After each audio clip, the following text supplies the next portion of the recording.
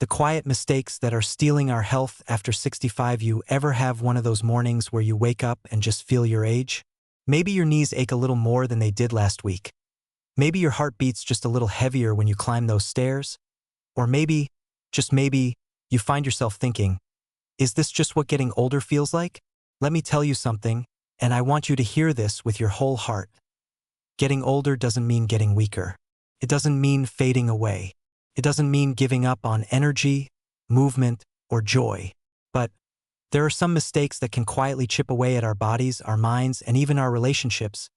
And most of us have no idea they're happening. We're not talking about the big dramatic stuff like surgery or serious diagnoses. I'm talking about the subtle, invisible little choices that sneak into our routines, the ones that feel harmless, even comfortable, but are actually setting us up for trouble. And the truth is, most of these begin to catch up with us around age 65 and beyond, and I want you to stay with me here, because this conversation isn't going to be full of gloom or fear. This is about awareness. It's about taking back control of the things we can change, and gently letting go of the guilt around what we didn't know before. Because the moment we do know better, we can start making small, loving changes that make a huge difference to us. So, let's start by talking about something no one ever warned us about when we were younger. The slow fading of muscle, and why it matters more than we think. Here's a story you might recognize. My friend Carol, she's 72, retired school teacher, smart as a whip, always helping her grandkids with homework. She told me, I used to walk every day. Nothing fancy, just a few blocks. But lately, I get tired faster. I thought I was just lazy or maybe getting a bit depressed. But when she went to the doctor, they told her she had lost a noticeable amount of muscle mass. Not because she'd stopped moving completely, but because she hadn't been doing the right kind of movement. This brings us to the first mistake. Not doing strength training. I know what you might be thinking. I'm not trying to become a bodybuilder. And of course not. But strength training isn't about bulging muscles. It's about keeping your legs strong enough to get out of a chair easily. It's about holding on to your balance so you don't fall and break a hip. It's about having the arm strength to lift your grandchild or carry groceries without wincing. Here's what science tells us. After age 30, we lose about 3 to 8% of our muscle each decade if we're not actively working to maintain it. After 60, that number increases sharply. And after 65, can be as high as 15% per decade. That's not a gentle slide, it's a steep drop. But the good news is it's reversible. Even people in their 80s and 90s can build muscle and regain strength with just simple resistance exercises. And we're not talking about gym memberships or lifting heavy weights. Could be light dumbbells, resistance bands, or even bodyweight exercises like squats while holding on to the back of a chair. It's not about intensity, it's about consistency. But strength is only one part of the picture. The second mistake that's quietly harming us is undereating, especially protein. Now, this one surprised me too. Most of us were taught to eat less as we get older to avoid gaining weight. But what nobody told us is that seniors often don't get enough calories or nutrients, especially protein, which is crucial for preserving muscle, healing tissues, and keeping our immune system strong. When I looked at the numbers, I was shocked. Studies show that up to 50% of older adults don't get enough protein. And here's what's worse. Many are actually losing muscle even faster because they're cutting calories without realizing they're cutting the very fuel their body needs to stay strong. You know how many older adults start feeling weaker, lose their appetite, feel more fatigued, then stop moving as much, and then suddenly a fall happens or they catch a cold that becomes pneumonia. That's not just bad luck. That's the body running on empty, without the building blocks it needs. So how much protein do we actually need? The general recommendation for seniors is around 1 to 1.2 grams of protein per kilogram of body weight. For a 150-pound person, that's about 68 to 82 grams of protein a day. That's more than a glass of milk and a scrambled egg. That's planning real meals: chicken, beans, fish, eggs, tofu, Greek yogurt, even protein shakes if your appetite's small. And listen, this isn't about perfection. It's about awareness. Just noticing, I had toast and coffee for breakfast, soup for lunch, a small salad for dinner. Where was my protein? That shift in thinking alone can start to transform how your body feels. Let's talk next about the third mistake that's slowly damaging our hearts, emotionally and physically. And that's isolation. Now, I know this might hit close to home. After retirement, after kids move away, after friends pass on or health problems limit your outings, it's easy to start spending more and more time alone. And I want to tell you, You are not alone in that. Millions of people over 65 feel a growing sense of loneliness, even if they don't talk about it. But here's what might surprise you. Loneliness isn't just sad. It's dangerous. According to the US Surgeon General and multiple studies, chronic loneliness increases your risk of heart disease, dementia, stroke, depression, and even death. One study even said the health impact of loneliness is equivalent to smoking 15 cigarettes a day. But you know what's even more powerful than that fact? The hope behind it. Because this mistake, like all the others, can be changed. Relationships can be rebuilt. New connections can be formed. You can meet people who care, who listen, who laugh with you, even in your 70s, 80s, 90s, even today. But it takes courage, takes reaching out, calling that neighbor you haven't talked to in a while, asking your local community center about activities, joining a walking group or a book club or a volunteer program, even learning to use FaceTime or Zoom to stay in touch with grandkids. It's never too late to create a new sense of belonging. Because when you feel seen, valued, and connected, your heart starts to heal in ways medicine alone can't reach. So let me ask you this, friend. How are you doing? Really? Not just physically, but deep down in your soul. Are you carrying some guilt about how your body's changed? Are you feeling discouraged? Like you've lost your spark a little? Are you worried it's too late to start again? Let me tell you something with all the honesty and care I have. It's not too late. Not to get stronger. Not to feel better, not to eat in a way that nourishes you, not to reconnect with the people who matter, not to love yourself again. You are still here, and that means there's still time, beautiful, precious time, to make small choices that breathe life back into your days. And that's what we're going to keep talking about. In the next part of this conversation, I'm going to walk with you through some surprising truths about how our hearts, literally and emotionally, can heal in our later years. We'll talk about what really helps prevent heart attacks, strokes, and cognitive decline, and what heart health really means after 65. But for now, take a breath. Place your hand over your heart, and just remind yourself, you're still in this, and you're not alone. What they never told us about staying alive and well after 65, you still with me. Good, because what we're about to talk about now, it might just save your life. And I don't say that lightly. You see, after 65, the heart becomes the center of everything, literally and emotionally. But the problem is, most of us were taught to think of heart health as just a numbers game. Blood pressure, cholesterol, maybe a stent here, a statin there. But here's the deeper truth no one told us. Your heart is not just a pump. It's a reflection of how you live. Now let me ask you something, and I want you to really think about it. When was the last time you felt truly at peace? Not just relaxed, but deeply content. Like your shoulders dropped a little. Like you weren't rushing. Like your chest didn't feel tight, your thoughts weren't racing, and you could finally breathe. For many people after 65, that feeling becomes rare. The stress piles up in different ways, quietly. Worries about money, health, losing independence, not wanting to be a burden, feeling forgotten. Even if we don't say it out loud, it builds. And you know what that constant background stress does? It slowly strangles the heart. Let's talk about the silent damage of chronic stress. And I don't mean big trauma. I mean the low, constant hum of worry, loneliness, regret, and frustration. Science shows this kind of stress increases inflammation, raises blood pressure, worsens blood sugar, and increases the risk of heart attack and stroke. And guess what? Your heart doesn't just respond to your diet and your exercise. It responds to your emotions every single day. Now, I want to share a story that hits close to home. My Uncle George, 78, had been through a lot, heart bypass surgery, lost his wife, didn't see the grandkids much anymore. He was always the tough guy, didn't like to complain. But every time I called, I could hear it in his voice. He was tired, emotionally drained. He ate right, took his meds, walked every day. But what he didn't tend to was the weight he carried inside. One day, he had what they called a stress-induced cardiac episode. No clogged arteries. No heart attack. Just his heart saying, I'm overwhelmed. And I think a lot of us have hearts that are overwhelmed right now. But here's the beautiful part. Healing is still possible. Let's talk about 3 things that science and common sense say can heal the heart, especially after 65.1. Emotional connection. I mentioned loneliness earlier, but let's go deeper now.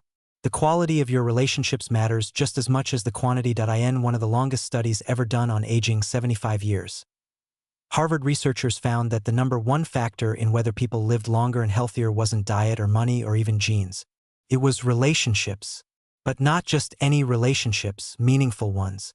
People who felt loved, supported, and connected lived longer and got sick less. So here's the question. Who do you really talk to? Not small talk. Not weather and sports. I mean real conversations. The kind where you can say, I'm scared, or I'm proud of you, or I miss you. If you're lacking that kind of connection, don't just wish for it. Reach for it. Call someone today. Invite someone for coffee. Say the words you've been holding in. Sometimes the heart needs a person, not a pill. Point 2. Purpose. This one's big and we don't talk about it enough. After retirement or after raising a family, many people feel like they've lost their why. But your heart needs a reason to keep beating. It needs something to get up for, something to care about. Purpose doesn't have to be grand. Could be tending a garden, mentoring a young person, teaching someone how to cook, volunteering once a week, or learning something new. The key is to feel useful, to know you still matter. Because you do. There's a Japanese concept called ikigai. It means a reason for being. And it's not just philosophy. In Okinawa, where people live longer than almost anywhere on Earth, elders often have strong ikigai. And their hearts? They stay strong. 2.3. Nourishment for both body and heart. Let's talk about food for a second. Not just what we eat, but how we eat. And I want to tell you something you may have never heard before. Food is not just fuel. It's communication. What you eat tells your body, I love you enough to give you something nourishing. And after 65, your heart needs certain nutrients more than ever, omega-3s from fatty fish like salmon or sardines, or from flaxseed or walnuts, reduce inflammation and lower heart risk. Magnesium, found in leafy greens and nuts, helps regulate blood pressure. Potassium from bananas, potatoes, and beans supports heart rhythm, and fiber, from oats, fruits, and vegetables, clears the arteries gently over time. But beyond nutrients, food is also about connection. Sharing a meal with someone, cooking together, passing down recipes. These are acts of love. And love, my friend, is heart medicine. Now, I know some of you listening are thinking, I've already had a heart problem. I've already made mistakes. Is it too late? And I want you to hear this from someone who truly cares. No, it's never too late to love your heart back to life. Even after a heart attack, even with stents, high blood pressure, or diabetes. Studies show that with the right support, emotional, physical, nutritional, your heart can adapt, rebuild, and strengthen. The human body is astonishingly resilient, even in our 70s and 80s, but it starts with something deeper than prescriptions or diets. It starts with you believing you're worth healing. Because you are. Let me ask you a question that might surprise you. When was the last time you put your hand on your chest and just said, thank you?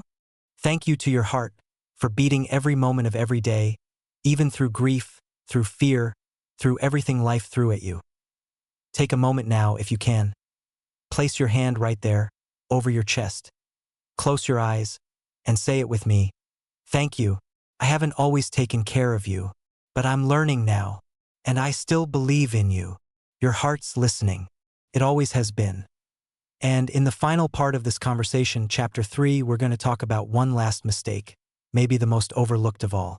One that affects your mind, your mood, and your relationships, and how making one powerful shift can help you stay sharper, kinder, and more alive for years to come.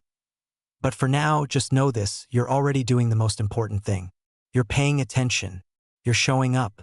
You're caring. That's the first step to healing.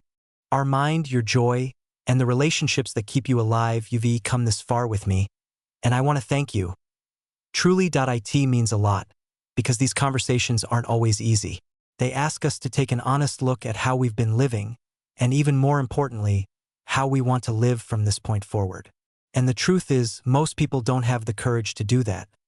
But you're still here, still listening, still choosing to care.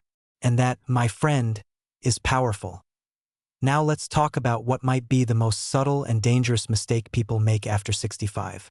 One that creeps in slowly. one that disguises itself as normal aging. When really, it's not. It's neglecting your mind and your spirit. Not just your brain, but the deeper parts of who you are, your joy, your creativity, your memories, your connections, your sense of self. I want to start with a story that's close to my heart. There was a woman I met named Judith. She was 84, fiercely independent, lived alone, always looked sharp, nails done, lipstick on. On the outside, she seemed fine. But during one conversation, she looked at me with tears in her eyes and said something I'll never forget. She said, "I feel like I'm disappearing, not because of illness, not because of memory loss, but because fewer people asked her opinion, because she wasn't needed like she used to be, because the world moved faster and it seemed like she was being quietly left behind." And I realized in that moment, so many people after 65 start to feel invisible. Not because they're not valuable, but because the world has forgotten how to see them. And over time, they start to forget how to see themselves. That's the fourth and final quiet mistake I want to talk about. Shrinking yourself. Shrinking your dreams. Shrinking your voice. Shrinking your confidence. Shrinking your place in the world. You see, our culture often paints aging as a slow retreat, as if your best days are behind you, as if now you're supposed to just coast until the end. But that's not how your brain works. That's not how your soul works.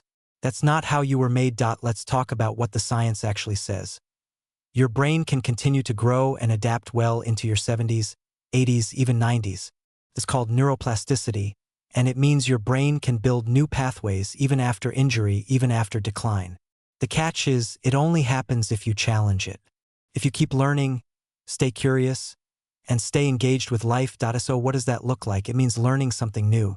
Not to be impressive, but to stay alive inside. It could be learning to play a musical instrument, practicing a new language, taking a painting class, joining a writing group, learning to use a tablet or phone to connect with others, exploring a new topic like astronomy, gardening, or poetry. These things aren't luxuries. They're medicine for the brain. But just as important as what you do is who you do it with. Because another major factor in brain decline isn't just age, it's isolation from meaningful conversations. You see, when we stop exchanging ideas, when we stop being asked questions or telling stories, parts of our brains start to dim. But when we talk, laugh, argue, create, share, our brains light up. Think about it like this. The brain is a fire, and connection is the oxygen. That's why relationships matter more than ever right now. And I want to speak gently but directly here, because sometimes after 65 we've experienced a lot of hurt. Friends passing, children drifting away, maybe even divorce or estrangement. And after so much loss, it can be tempting to close the heart to avoid more pain. But please hear me when I say, staying open is how we stay alive. Whether it's making new friends, deepening old ones, or simply saying yes to more social invitations, each connection adds color back to your days. And if you're thinking, but I don't have anyone, I hear you. Truly, I do. But there are people out there who need someone just like you. People in community centers, in libraries, in places of worship, even online. Sometimes you just have to be brave enough to take the first step. To smile. To say hello. To offer a listening ear. And you'd be amazed how quickly a stranger becomes a friend. Let's also not forget about romantic relationships. Yes, even after 65. I've met couples who found love in their 70s and 80s, real, deep, fun, life-giving love. If that's something your heart still longs for, don't rule it out. You're never too old to fall in love again. Not just with another person, but with life itself. Now, before we end our conversation today, I want to leave you with 5 simple truths that I hope you'll carry with you.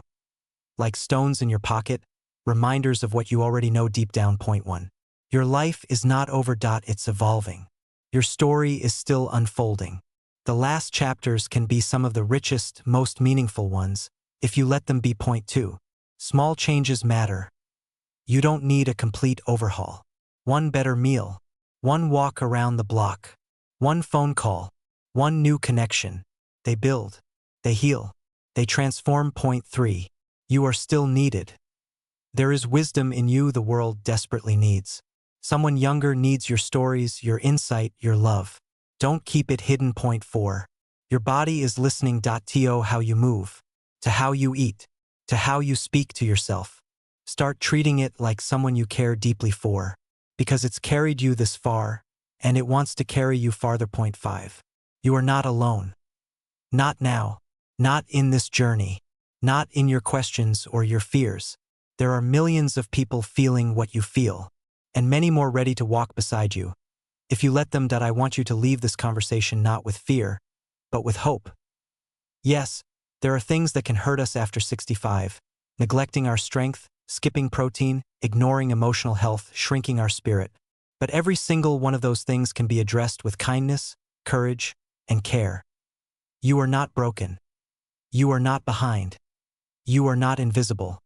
You are still here, and that means your story still matters. So go. Take that walk. Call that friend. Add that protein to your plate. Try that dance class. Forgive yourself. Laugh more. Cry when you need to. And never, ever stop choosing life. Because the world still needs your light. And I'm so glad you're still shining.